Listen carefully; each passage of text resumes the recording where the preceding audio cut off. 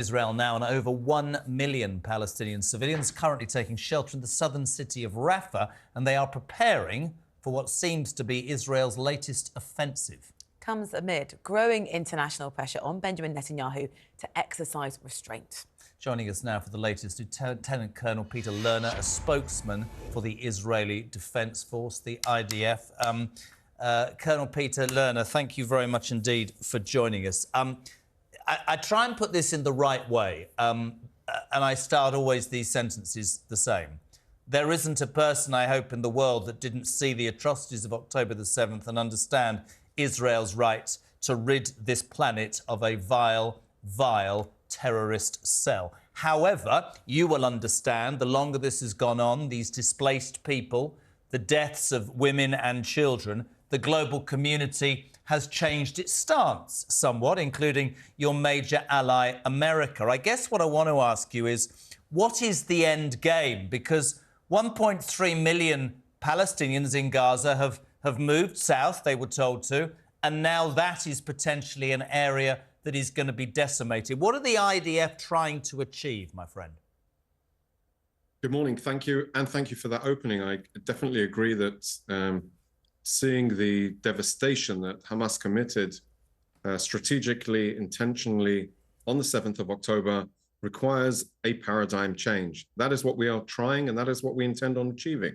The paradigm change is one where Hamas can no longer govern the Gaza Strip as a terrorist entity, a terrorist authority that subordinates all of the civilian components of government for its terrorist endeavors.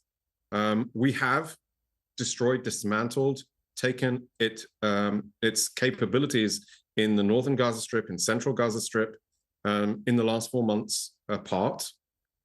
And we are pushing forward towards the last stronghold, the last bastion, really, of Rafah. In the outstanding rescue mission that we conducted in the early hours of yesterday's morning, when we brought home Louis Har and Fernando Marman, a 71-year-old and a 60-year-old, respectively, we brought them home. They were being held in Rafah. So, of course, the operations, the challenge of conducting operations in densely populated areas is not a new concept. And throughout the course of this war, we've proven time and time again that we can mobilize civilians out of harm's way. It's not an easy thing to do by any stretch of the imagination, but it is a reality of our obligations, a professional military, to distinguish between civilians and non-combatants. This is the challenge. With regard, I think, to the comment on our allies, we are very attentive to our allies, the US, the UK. We are listening their comments weigh very heavily on us and on our planning process. But we are all in agreement that Hamas have to go. Can we ask about the planning? Morning to you, Peter, and thank you for your time, because those civilians moved to Rafah because they were told by you that that was a safe place to go to. You've talked about the hostage release. It's at least 67 Palestinians lost their lives in that. And Netanyahu said that was a perfect operation. That surely was far from perfect. So every civilian life lost in this war is a tragedy. It's an individual, a family tragedy. It's a tragedy for the communities, whether Israelis or Palestinians. They are all a direct result of Hamas's aggression against Israel.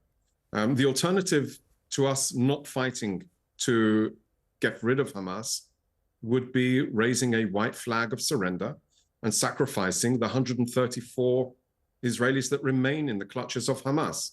We have to operate in a way which changes the paradigm. We have to operate in a way that distinguishes between civilians and terrorists and Hamas terrorists. That is what we're doing. And what we did in the initial stages, for instance, when we mobilized all of northern Gaza, the people living in northern Gaza to the south, was to get them out of harm's way. It can be done again. It has to be done in order to, if we conduct such a wide-scale operation. But as we've shown throughout the last 4 months, there are different variations of operations, from wide-scale in the north to limited controlled operations in Khan Yunis, where we evacuated specific neighborhoods from place to place, or to the special operations that we conducted in the operation that you're planning. The US have said, could you have you need to have a credible plan for the civilians. What is that? Where can they go that is safe? There are plenty places in Gaza today that are safer if we decide to mobilize. And of course, we've presented, or we have been instructed by the government to present a plan of action that gives a result or a response to those concerns. But Rafah is currently not safe for those civilians. The government will have to decide if we mobilize. If we're not mobilizing, then people will stay in Rafah. Of course, Hamas can't be given. But what we've seen throughout the course of this war, and I think this is really important to weigh on this just for a second, Hamas have weaponized the civilian arena. They do it intentionally to prevent our military from operating against them. They're hiding behind the civilians, they hide in schools, they take advantage of the United Nations facilities and intentionally place their data center beneath the UN UNRWA headquarters in Gaza City. So this is the enemy we are facing. Do we not fight against terrorism? Do we hope that they surrender or unconditionally or let free the hostages? Peter, can I just jump in? Do that without any immense pressure on them. Peter, can I just jump in? Great to talk to you. Just one final question. You talked about a paradigm change. I think when this started and we talked about those atrocities in October, we talked about a two-state solution. Netanyahu's changed his tack somewhat. I just want to ask you one thing. Speaking to Yotam Kafino earlier from Jewish News, let's say you manage to find these last 4 cells and carry out this intricate operation. These people are displaced. The world carries on. Do you fear, though, that despite victory, maybe militarily, that ideologically, because of what's happened, Hamas will continue to survive?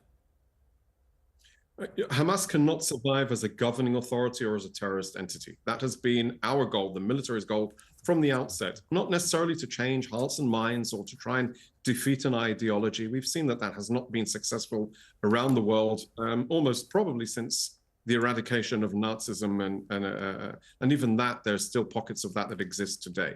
So I would say, no, we are fighting to defeat Hamas as a governing authority. What they did with the powers of government was build a terrorist army. What they did with the powers of government was build a huge arsenal of rockets that even this morning they continue to try and launch against us. What they did is create attack drones.